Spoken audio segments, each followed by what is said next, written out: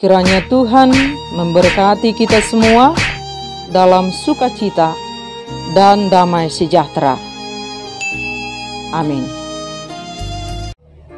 Bapak, Ibu, dan Saudara yang dikasihi oleh Tuhan Yesus Kristus, kiranya sukacita dan damai sejahtera di dalam Tuhan menyertai kita semua. Firman Tuhan yang menjadi renungan bagi kita, Efesus pasal 4, ayat 25 sampai dengan ayat yang ke-32. Demikian firman Tuhan. Karena itu buanglah dusta dan berkatalah benar seorang kepada yang lain, karena kita adalah sesama anggota. Apabila kamu menjadi marah, janganlah kamu berbuat dosa, janganlah matahari terbenam sebelum padam amarahmu, dan janganlah beri kesempatan kepada iblis. Orang yang mencuri, janganlah ia mencuri lagi, tetapi baiklah ia bekerja keras dan melakukan pekerjaan yang baik dengan tangannya sendiri, supaya ia dapat membagikan sesuatu kepada orang yang berkekurangan.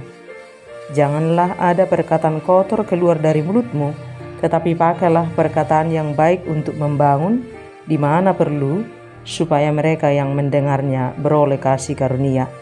Dan janganlah kamu mendukakan Roh Kudus Allah yang telah memeteraikan kamu menjelang hari penyelamatan.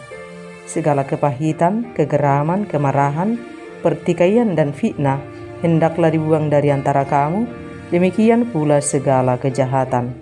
Tetapi hendaklah kamu ramah seorang terhadap yang lain, penuh kasih mesra dan saling mengampuni, sebagaimana Allah di dalam Kristus telah mengampuni kamu. Demikian firman Tuhan. Bapak, Ibu, dan Saudara yang dikasihi oleh Tuhan Yesus Kristus, sadar atau tidak sadar, kita sering menuntut orang lain supaya bersikap baik seturut dengan mau kita. Walaupun kita tahu bahwa kita sesungguhnya tidak berhak untuk menuntut orang lain untuk bersikap seturut mau kita. Tahukah kita, bukan sikap orang lain yang harus kita urus, tetapi sikap kita lah yang harus kita urus, perilaku kita lah yang harus kita jaga.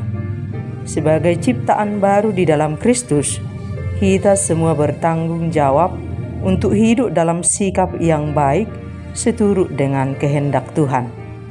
Jika semua pengikut Kristus mengalami lahir baru di dalam Kristus, otomatis akan berkata, bertindak seturut firman Tuhan. Bukankah hidup ini sangat indah? Saat semua berlomba hidup dalam citra Kristus yang penuh kasih, kebenaran, dan kebaikan. Semua menunjukkan jati dirinya sebagai pengikut Kristus yang sejati. Semua menjadi berkat dan memberkati. Dunia ini menjadi sangat rumit, hubungan toksik berkembang biak di mana-mana, dalam hubungan keluarga, dalam mitra kerja, dalam lingkungan masyarakat, termasuk dalam lingkungan gereja. Semua ini boleh terjadi karena kita kehilangan fungsi dan panggilan kita sebagai berkat di dunia ini. Ini menjadi waktu yang sangat tepat bagi kita semua orang percaya untuk menunjukkan jati diri kita sebagai ciptaan baru di dalam Kristus. Kita mulai dari diri kita pribadi masing-masing. Jangan ada yang merasa sudah benar, sudah sangat baik, sehingga sibuk hanya menghakimi orang lain. Tuntut diri kita untuk berlaku benar dimanapun, kapanpun dalam keseharian kita. Fokuslah untuk menghidupi firman Tuhan dalam keseharian kita. Jika kita semua punya kesadaran bahwa kita sudah dibarukan oleh Tuhan untuk hidup baru dalam kebenaran Tuhan, aman damailah dunia ini. Dan ini tidak bisa kita lakukan dengan mengandalkan diri kita. Kita harus mau hidup berjalan bersama Kristus dan oleh Kristus. Biarkan Kristus yang berkarya, bekerja, berkuasa dalam hidup kita. Dan hidup kita menjadi berbeda dari dunia ini.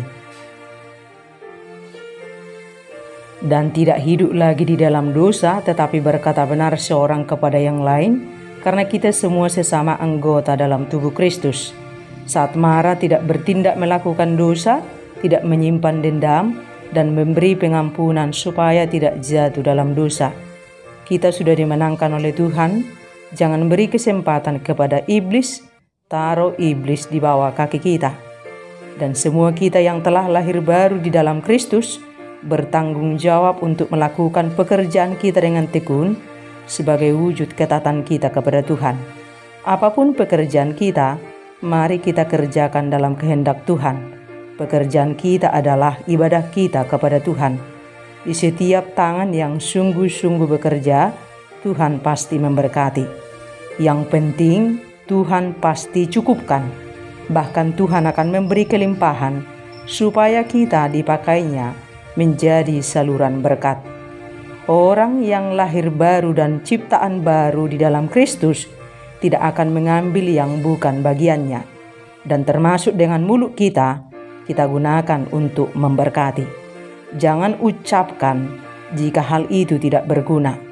Buktikan kita sudah lahir baru melalui setiap perkataan kita yang memberkati. Dan mintalah supaya senantiasa Tuhan memberi hati yang taat kepada kita, hati yang dengar-dengaran suara Roh Kudus, dan kita percaya pada tuntunan Roh Kudus yang tidak bisa didebat, dilawan atau ditolak.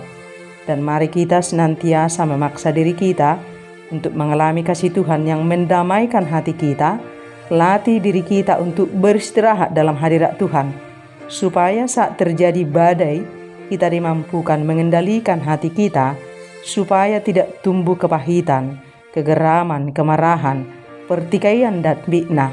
Semua itu awal dari kejahatan.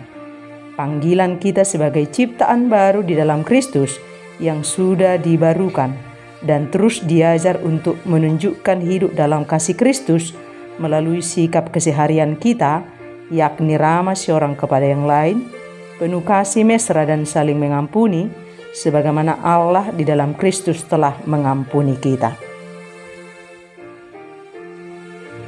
Bukankah sangat indah hidup baru yang diberikan oleh Tuhan buat kita semua? Tuhan telah memperlengkapi kita dalam segala kebaikannya selama kita diproses, dibentuk, dimurnikan, supaya kita sungguh-sungguh menjadi serupa dengan Kristus. Tunjukkan Kristus dalam hidup kita. Itulah panggilan hidup kita. Dan ini berlaku buat kita semua orang percaya. Mari kita berlomba sebagai pribadi yang sudah dibarukan oleh Tuhan, menunjukkan kasih Kristus dalam kehidupan keseharian kita. Tuhan mau kita semua menjadi kebaikan dimanapun kita berada. Jadilah kita semua sebagai pengikut Kristus yang dewasa dalam perkataan, sikap dan perbuatan kita. Tunjukkan Yesus dalam hidup kita. Fokus menjadi saluran kasih dan menjadi saluran berkat Tuhan. Tanyakan dan evaluasi diri kita setiap waktu. Sudahkah kita taat pada perintah Tuhan? Jangan lagi habiskan waktu kita untuk mengoreksi dan menuntut orang lain. Diri kita yang perlu kita koreksi setiap waktu. Diri kita yang perlu kita tuntut untuk hidup dalam kasih Tuhan. Tinggalkan pola hidup lama yang tidak membangun, yang tidak berguna, yang menghancurkan, dan mulailah berkomitmen hidup baru di dalam kasih Kristus. Sekali ikut Yesus, selamanya ikut Yesus. Amin.